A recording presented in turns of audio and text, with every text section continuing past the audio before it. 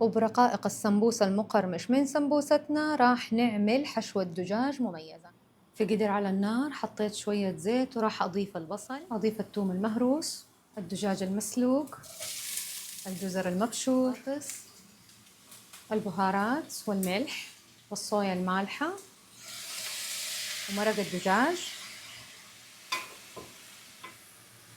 الحشوة كده صارت جاهزة، حطفي عليها وبعد تبرد تماما أضيف الكزبرة الخضراء. راح نلف السمبوسة المثلثات.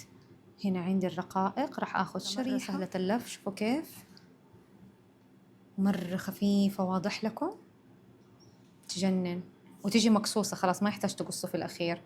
أنا أحب ألفها كده زي القمع، هذه طريقتي، وكل واحدة طريقتها في اللف كيف تلفها. أحط ملعقة من الحشوة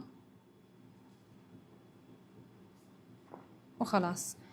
هذا المثلث أدخله هنا في الجيب جوا، وصارت السمبوسة جاهزة للقلي. بسم الله، نقلي السمبوسة، وسمبوستنا المقرمشة صارت جاهزة.